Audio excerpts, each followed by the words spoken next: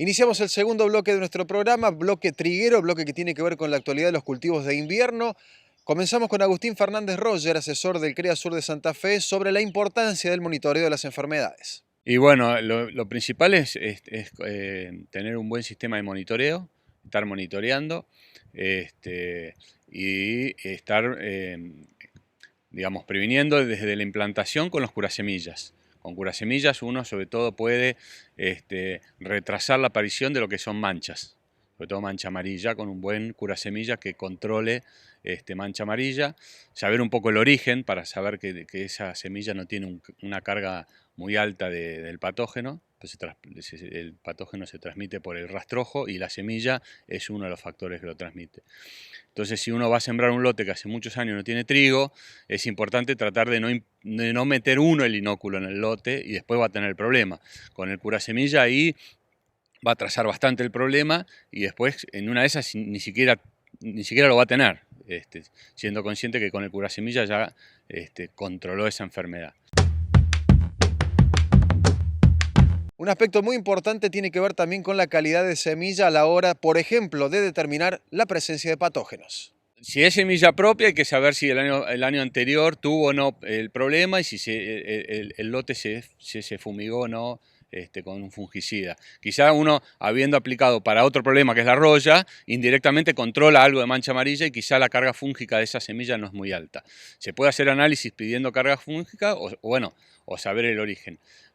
Obviamente, si uno por algún motivo ha sembrado un trigo sobre trigo, por algún motivo de la rotación, no guardar justamente semilla de ese lote que va a tener una carga del patógeno muy alta. Después, saber el origen. Si no sabemos el origen, en una de esas estamos incorporando el problema a un lote que si por algún motivo hace 2 o 3 años no tuvo trigo en el lote, la carga que tendría ese rastrojo de este patógeno sería baja y no esperaríamos tener el problema. Es un patógeno que se maneja con rotación. Al no sembrar trigo muy seguido en el lote, ese problema lo disminuimos. Los que pueden tener un poquito más problema, que se está intensificando mucho la rotación, por suerte, es bueno intensificar la rotación, pero bueno, no se tiene cultivo todos los años, pero sí cada 2 años. Y ahí el patógeno puede estar presente y ahí es donde es más importante un buen curasemilla para demorar toda la aparición de estas enfermedades que están vivas en el rastrojo, están en el rastrojo y se van a pasar al lote en cuanto tengan condiciones. Otro aspecto fundamental es la elección de variedades, aquellas que son más tolerantes a las enfermedades que más comúnmente se desarrollan en nuestra región. Por supuesto es una estrategia defensiva, hay variedades más susceptibles y más tolerantes. Igualmente, sembrando un trigo sobre trigo, ninguna variedad lo va a aguantar. Se va a demorar un poco más y la enfermedad va a avanzar más o menos rápido según su grado de tolerancia. Hay enfermedades, sí, bastante más susceptibles. Lo ideal es, dependiendo del potencial de rendimiento del lote, uno va a elegir un poco las variedades.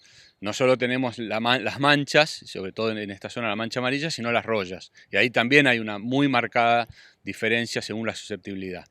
Y estamos eligiendo, porque están primeras en el ranking y con mayor potencial y están dando hasta 60 quintales en la zona, variedades que sabemos que son susceptibles a rollas, sobre todo roya amarilla. Bueno, entonces si uno decidió sembrar esa variedad porque le gustó el año anterior, pues sacó 6.000 kilos, bueno, tiene que saber que tiene que monitorearla y estar muy atento y ante la aparición de los primeros síntomas hay que aplicar fungicidas.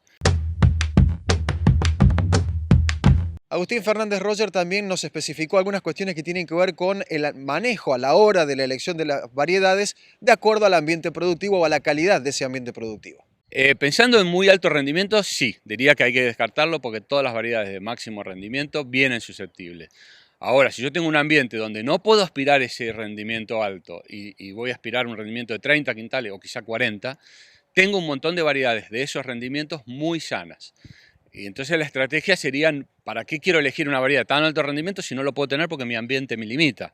Y no estar ya sometido a un gasto muy alto en fungicida, que en realidad no lo podría no tener usando una variedad sana.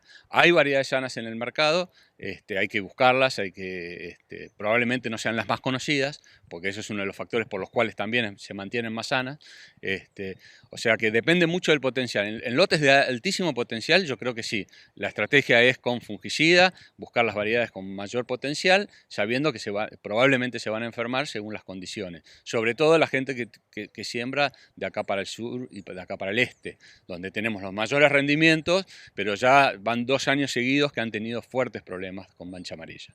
De acá al oeste, el año pasado, con un invierno muy seco y muy frío, no tuvimos tanto problema.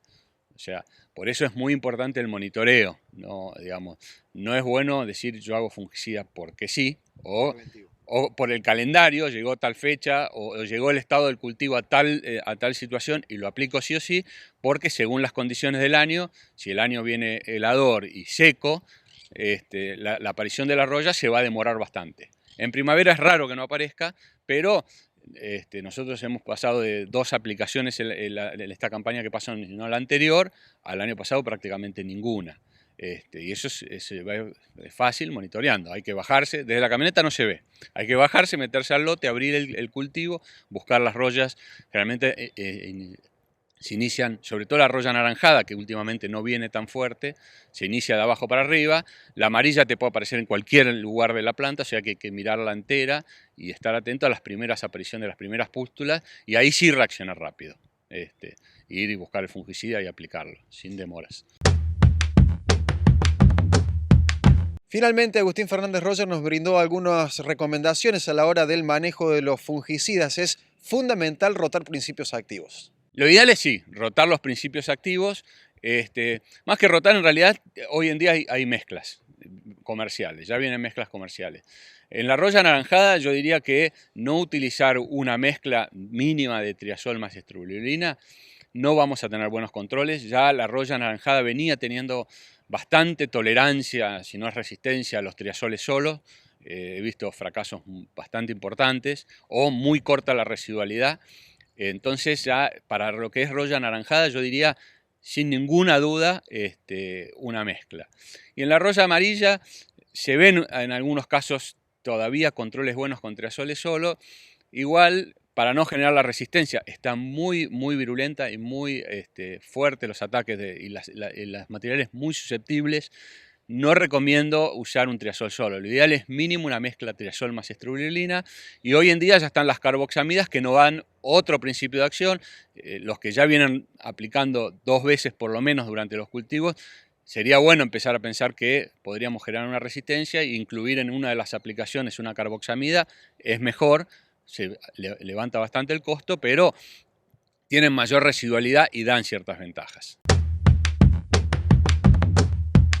También nos metemos en el tema de plagas típicas de esta época del año. Comenzamos analizando lo que ocurre con las capturas de insectos en trampas de luz con Maximiliano Espínolo. Bueno, en cuanto a las trampas de luz, en primer lugar viene muy tranquilo. Está cayendo poca cantidad de lepidópteros de hábito nocturno. Esta época nos sirve para ver un poco la dinámica de orugas cortadoras, que va a ser la plaga que va a aparecer en primavera. Este año, por lo que muestra la trampa, muy poca relevancia. Veremos en primavera, pero si se consolidan los datos que nos está aportando la trampa ahora, no habría tanto ataque. Y después hay otras especies como militar verdadera y oruga desgranadora. Estas dos pueden llegar a atacar el cultivo en etapas en etapas futuras del cultivo, pero por ahora no nos está indicando una cantidad importante. Así que, resumiendo, la trampa de luz bastante tranquila, no está indicando nada de problemas a campo. Maximiliano Espínolo se refirió a la necesidad del monitoreo de insectos de suelo. Bueno, insectos de suelo sí. Acá nos detenemos en gusanos blancos. El trigo ya sabemos que los ciclos largos están casi todos sembrados, pero podemos detenernos a hablar sobre los ciclos cortos. En aquellos lotes donde van a ser sembrados los próximos días se pueden hacer relevamientos de suelo. Se puede remover el rastrojo y ver los orificios que hacen los gusanos blancos en el suelo. Eso no es un indicativo real porque por ahí son de otros años, de años anteriores. También los orificios en siembra directa se mantienen. Así que hay que ir con la pala, cavar 25 o 30 centímetros en áreas de 0,25 metros cuadrados y ahí vamos a encontrar el gusano blanco. No deberíamos pasarnos de 6 gusanos blancos por metro cuadrado. Si hay más de esa cantidad, tenemos que recurrir a terápicos de semilla en la semilla de trigo a sembrar. O sea, no solamente el fungicida en la semilla, sino el insecticida. Eso nos va a prevenir que después los gusanos blancos estén atacando esa plántula o planta más grande, como se ha visto en otros años, y nos reduzca el stand de planta y el futuro rendimiento de trigo. Finalmente, Maximiliano Espínola nos habló acerca de la presencia de gusano blanco, la detección de esta plaga en los cultivos y también a la posible aparición de pulgones en trigo. Sí, se están reportando en trigo ciclo largo y en pasturas. En esos casos ya está, el cultivo está implantado y el gusano está. Hay algunos controles, digamos, de rescate, que se dicen, con algunos insecticidas previo a una lluvia. Supongamos una lluvia están dando de 10 a 20 milímetros, se podrían aplicar algunos insecticidas que recomiendo que cada productor lo charle con el asesor técnico. Previo a esa lluvia sería algo de rescate y bajaría un poco la población de gusanos blancos si es mucho el ataque. Pero sí, en concreto se están reportando en pasturas, básicamente. Finalmente, en cuanto a pulgón, es otra plaga típica de los cereales de invierno, ¿qué nos puedes comentar? Bueno, los pulgones, sobre todo el pulgón verde de los cereales, va a atacar todos los verdeos de invierno y cultivos de trigo. En especial el cultivo de trigo en este momento, donde está la plántula emergiendo y son los primeros estadios. Ahí es donde más daño ocasiona. Generalmente con el clima que estamos teniendo en esta zona, que es bastante húmedo, no tendría que haber ningún problema. Sí, por ejemplo, me estuvieron comentando en la zona de Villa Valeria, Córdoba, que está un poco más seco, están teniendo problemas. La recomendación la damos para todo, o sea, entre 3 a 5 pulgones en el momento de inicio de desarrollo del cultivo de trigo o verdeos y después nos podemos extender hasta 15 pulgones por planta. El pulgón introduce una saliva tóxica que va deteriorando la planta y en caso de ataques de muchas colonias puede producir enanismo y bueno, se pierden plantas también. Hacemos una nueva pausa comercial, ya sigue Tranquera Abierta.